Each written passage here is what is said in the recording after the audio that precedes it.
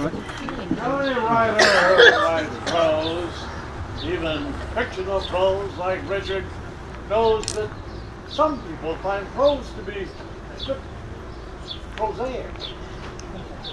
And that, well, poems they think are really rather more poetical. So, for them, Richard writes some beautiful poetry. And here's one for you tonight. It's called Stinky Pete.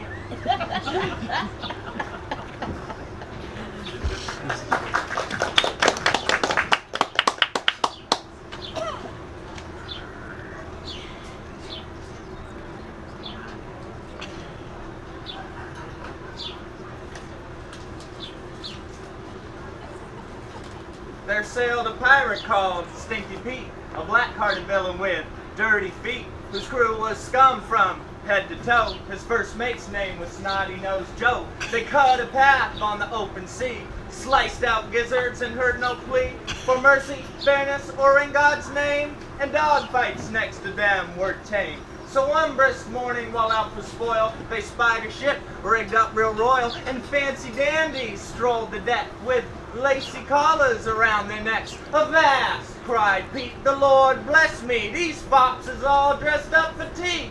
Boys, stick 'em through their buttonholes, we'll go and sell these real fine clothes.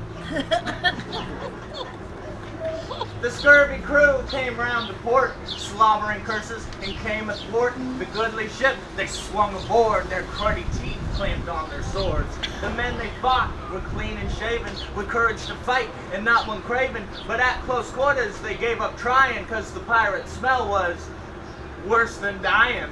They all then soon gave up the fray, dropped their swords, and continued to pray. And holding their noses, they all withdrew to the upwind side of the pirate crew. Run out the plank, cried Stinky Pete. The sharks are waiting for their treat.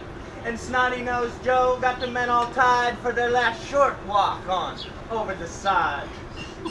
He ran his nose down his sleeve and said, "All set, Captain," and he tore a shred of cloth from his shirt and covered the eyes of the first of the men that was doomed to die. He was lifted up and set on the plank, while cutlasses poked him about the flanks, and the scummy pirates laughed at the fun. Stinky Pete chuckled, ha ha, and scratched his bum.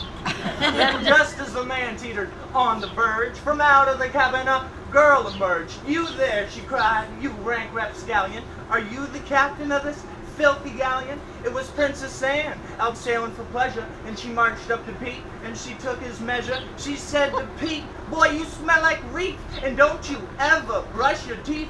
"Belay that," roared Pete, "or I'll haul your keel." But she grabbed his nose and made him kneel, and called to her ladies who were waiting aside for some soap and water to scrub Pete's hide.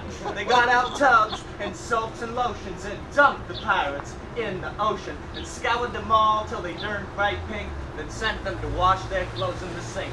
"Just powder yourselves while you're there," said Anne. They meekly turned and said, "Yes, ma'am.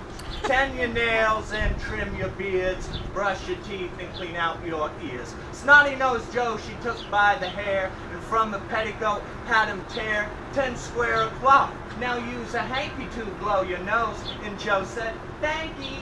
She lined them up in an hour or so at the poop dock rail and made them show their ears and nails. And then she charged, "Get over and clean up your filthy barge." 2 days working those pirates ran under the eye of Princess Anne. They mopped it, brushed, and shined their ship. Then Anne inspected and found it fit.